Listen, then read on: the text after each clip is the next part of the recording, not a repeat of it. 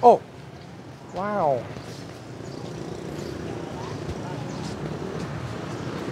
Chào bà bán gì bà? Xôi giò sầu riêng. Xôi giò sầu riêng bà nấu hả? Dạ, dạ nấu. Dạ. Ồ, wow. Dạ. Ủa cái đây là góc đường gì ta? Trần Đạo Lý Thường Kiệt. Trần Hưng Đạo với Lý Thường Kiệt. Kính thưa quý vị khán giả, ở góc đường Trần Hưng Đạo Lý Thường Kiệt. Hôm nay mình về Mỹ Tho để đi công tác, để đi bán nước mát Sài Gòn, thì mình thấy ngay ngã tư Trần Hưng Đạo Lý Thường Kiệt có một bà cụ để một cái gánh rất là dễ thương luôn, để xôi giò sầu riêng. Mình thì mình không có biết ăn sầu riêng, nhưng mà thôi cũng ghé ăn luôn. Xôi giò sầu riêng là sao cô? Ủa sao để sầu riêng ngoài riêng hả cô? Để sầu riêng tươi về múc rồi về chết sầu riêng vô. Là trét sầu riêng vô hả? Cái món này lạ nha. Tôi có gì nữa. Xôi không ăn cũng ngon, tôi truyền thống là nay bán 51 năm rồi. Ồ, 51 năm.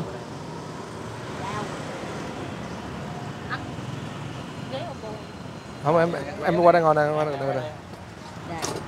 Đó. Rồi, mới ăn cơm xong giờ ăn xôi nữa nè. Chơi luôn. Rồi gói đó.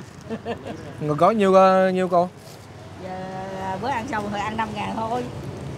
Ủa bình thường có bán 5.000 luôn hả? Có bán 10.000 thường, nhưng mà giờ mới ăn cơm xong mình bán 10.000 ăn gì hết. Dạ. Đó, ăn thử đi rồi ngon mua về. Dạ. Xôi đậu luôn, có bán xôi đậu luôn. Xôi đậu luôn. Nhưng mà bán xôi giò mà 50 mấy năm hả? 51 năm. Nay cô nhiêu tuổi mà bán 51 năm rồi? Bán hồi con gái. Đây, ăn thử rồi. Ồ, đơn giản vậy thôi đó. Thơm quá. Năm 73 là mùa hè lửa lửa đó. Giờ Campuchia quýnh lộn bệnh đó. Bán từ năm 73 mà tới giờ là 50 năm rồi. Giờ đúng 50 năm luôn, 51 năm. Mà giờ dì nhiêu tuổi? 69 tuổi. Dì 69 tuổi. Dì tên gì? Trần Thị Tốt. Trần Thị Tốt. Dì Trần Thị Tốt hôm nay 69 tuổi. Mà gắn bó với cái gánh xôi giò là coi như là 51 năm. Giờ không có đi. Bán từ hồi còn gái luôn, ghê.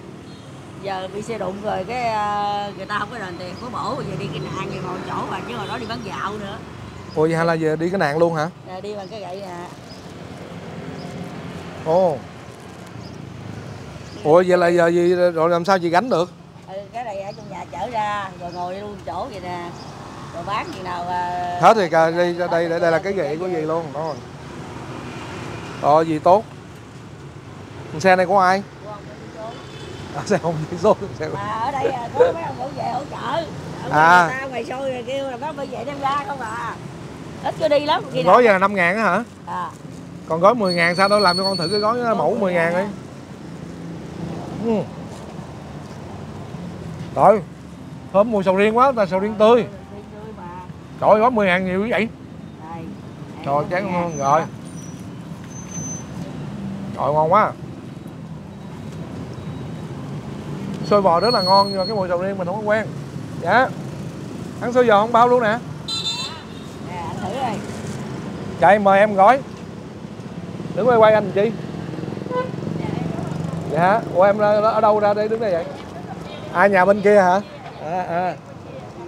Rồi. Ngọc Điệp là tiệm gì đây? Tiệm làm đẹp. Wow. Rồi. Hôm nay có duyên là mời em nữa. Ủa chắc là về làm tiếng rau cho dì Tốt quá. Dì Tốt thứ mấy dì Tốt? Thứ 8. Thứ 8 Tốt. Quay chi dữ vậy? Dạ. Quay giới thiệu cho khán giả tới ủng hộ gì? Ủa người ta lên công an, người ta thấy gì tôi bắt hả? Bán dĩa hè mà. Ủa bán dĩa hè không sao đâu. Ai bắt trời ơi. Anh còn giúp cho mình cho gì bán thêm. Trời ơi có Quyên vàng kìa. Quyên vàng bên Ngọc Đẹp kìa. Bên đó mấy người nè, rồi anh mời nè.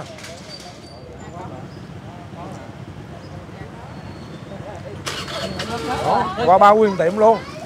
Qua báo lẹ lên. Dạ hết rồi được, ngon quá nè. Hồi đó cũng có bán thành phố nữa. Dạ. Rồi đi bán thành phố đi bán xem. Bán gì? Bán xôi gì nè. Bán ở đâu? Sáng bán ở quận 9 ở chợ Phước Long B á, ngay đường bán trên thành phố hả? Đỗ Xuân Hợp cái gì đó, rồi cái chiều cái qua Đại học Quốc gia. Đại học Quốc gia bán cái xong cái đi ngược qua cầu vượt cái xuống công nghệ cao, cái từ công nghệ cao á. Dạ. Bán xong cái lại chợ mà ở cái chỗ Chi Ôm, cái chợ Bắc Ninh đó.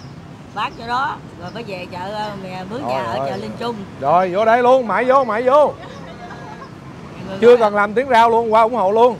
Rồi mỗi người làm gói tặng luôn. Rồi à. Rồi tặng cho 2 cô luôn. Đây Ngọc Đẹp Beauty Academy 260 Trần Đạo.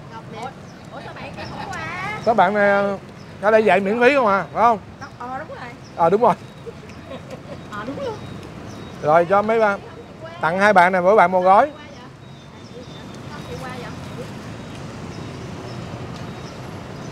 Ngon quá. Gói mà có 5.000 trời. Chưa ăn, bạn chưa ăn.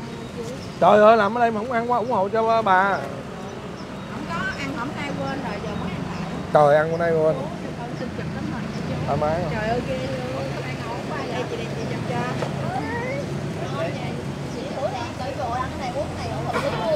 Đúng rồi. Trời ơi, hay quá Quy ơi. Ăn xôi bán nước mát, ăn xôi uống nước mát.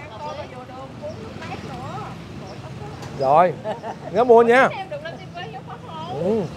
Có không? Lên sóng TikTok rồi luôn đúng không? Cầm YouTube luôn phải không? Có luôn, lên luôn. Đúng 4 giờ chiều nay lên mở YouTube cho anh coi nha. Quảng cáo cho Ngọc Đẹp bán luôn. Trời, quảng cáo luôn. Và mấy bạn bên Ngọc Đẹp, mấy bạn rất là dễ thương. Mặc đồ đẹp vậy, ai thiết kế đồ đẹp vậy? Chị chủ á, cô giáo à? Cô giáo Ngọc Đẹp á. Đây hả, chị này hả? Cô giáo Ngọc Đẹp.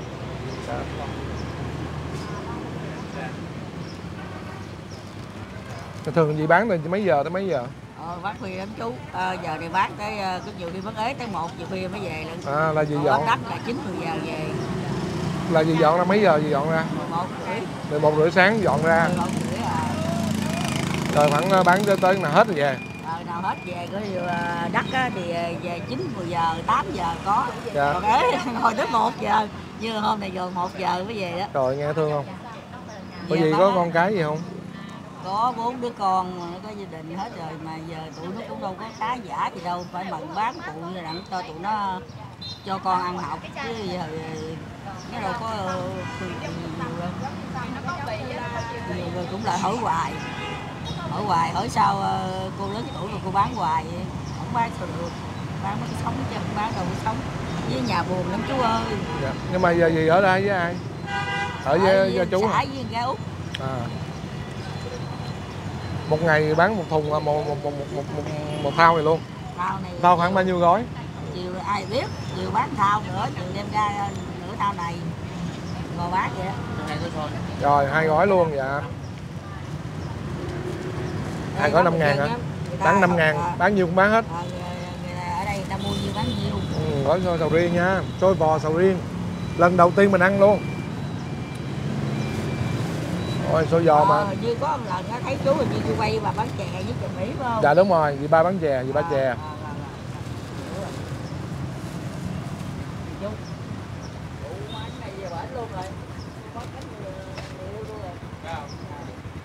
Lao luôn. Vài bữa bà đang kiếm mặt bằng cho bà trên phố á, Người yêu làm sao? mất người yêu Đây người yêu hả? Mấy năm rồi. Còn lao luôn. Được hả? Quen mang 40 năm hả? 40 mấy năm rồi bà chịu chú. Vậy hả? Mới bán xôi gì chứ chịu chú giờ đâu có bán xôi gì. Cầm cái lon ra còn quay rồi. Dạ. Trời chịu ổng là cầm cái lon còn quay rồi. Nếu mà chịu ổng là giờ cầm cái lon đi ra cầu quay rồi. Theo ông xã tôi thì họ bán xôi. Anh quay giúp nha. Ok rồi. Không chân nước á.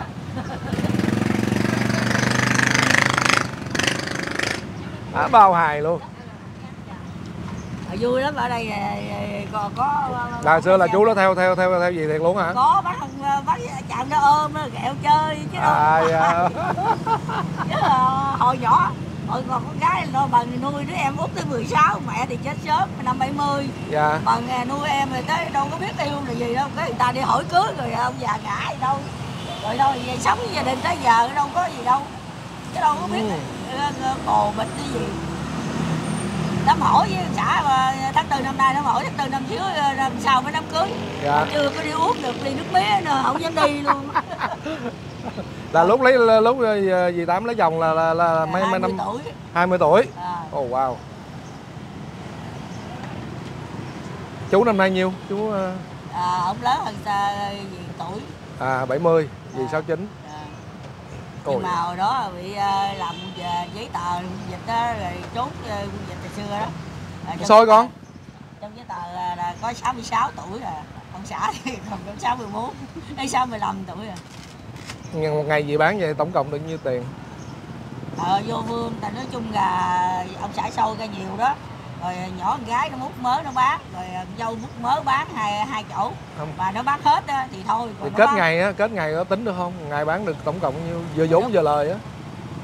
Vốn mình lời bán được 2 triệu mấy, 3 triệu có. Mấy 3 triệu. Mà nói chung ra là nó bán đất á thì nó lấy tiền chợ, lại sống tại nó không có gia đình riêng, lấy tiền chợ còn bán ế thì nó giao về đây. Là tại vì nói chung. Ủa là mấy đứa con cũng bán luôn hả? Cũng bán luôn, nhỏ con gái với con dâu. Mà nói chung nó bán vậy cũng như mình già mình cứng xương đi. Nó bán được tới giờ là nó về, còn nó bán ế thì nó giao cho mình ngồi tới phia vậy đó, là vậy. Con cái gì được quá ha, dễ thương quá ha. Nói chung là mình già mình cứng xương, còn nó trẻ nó non nớt rồi. Còn mình già mình cứng xương, còn nó thì non nớt nó ngồi lâu cũng được đúng không? Ngồi lâu cũng được. Còn mình thì mình cứng xương mình nên mình ngồi từ sáng từ trưa tới ngồi tới khuya luôn. Quá đỉnh luôn. Ồ, dễ thương quá gì. Có nhỏ con gái nó quay lên cho tôi coi, tôi thấy giống chú, tôi thấy giống, để hỏi thử không phải không? Dạ, quay bà bán chè bà dạ, bán chè, bà bán chè đó, dạ đúng rồi, dạ. Để coi nếu mà giờ con khởi động mùa mới thì con quay qua con xuống thăm dì nha. Con làm cho dì một tập tiếng rau 4.0. Tiếng rau 4.0, tiếng rau 4.0. Rồi cái chương trình con làm cho dì ba đó là cái chương trình tiếng rau. Là giúp mấy bà cụ mà bán hàng này chứ giống như bà dì vậy đó. Bán lâu năm mà khó khăn nhưng mà nói chung là lớn tuổi nhưng mà vẫn mưu sinh, vẫn tự làm chứ không có. Mà cái xôi của dì ngon quá, ăn bắt ngay luôn, ăn hết gói rồi nè. Ngon lắm. Mà nãy giờ mình ăn là mình nói chuyện mình quên luôn cái mùi sầu riêng, là mình mùi sầu riêng tươi nữa. Mà ai mê sầu riêng ăn cái này đúng bài luôn, sầu riêng ngon lắm, thơm lắm. Sầu riêng bữa nay mắc lắm đây chú, bữa nay là 250.000 ký đó. Đó. Mà quét sầu riêng tươi luôn á.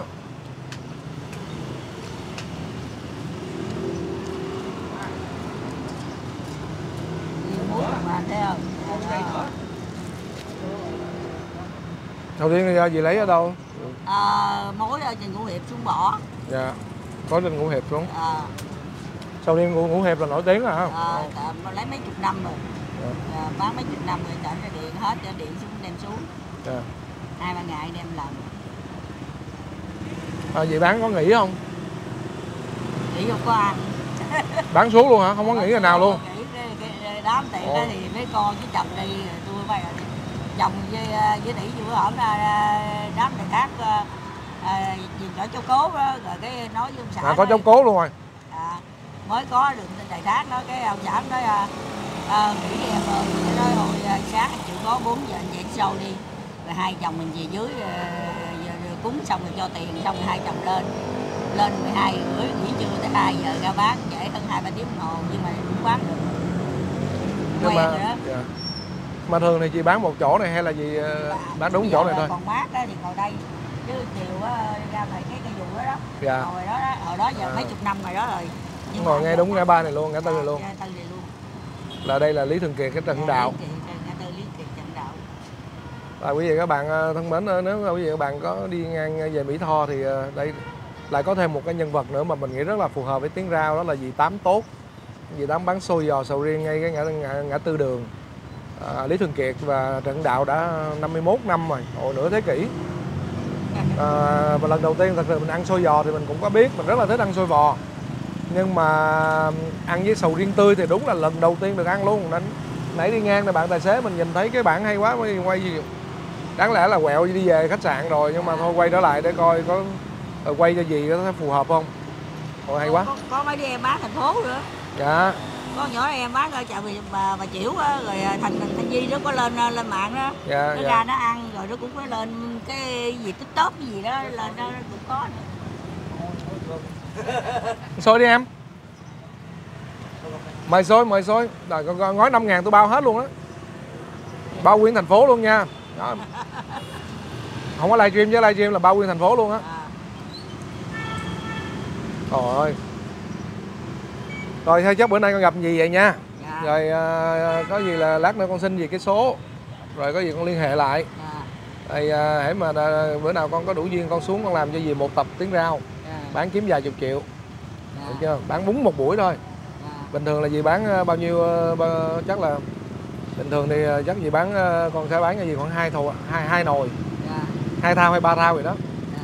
Bán đúng tiếng đồng hồ thôi. Nhiều không có chứ khoảng chừng 30 triệu có. Ghê vậy. Dạ. Bữa đó chú nói trước ở nhà xôi mấy thao rồi chú bán phụ à. Dạ đúng rồi.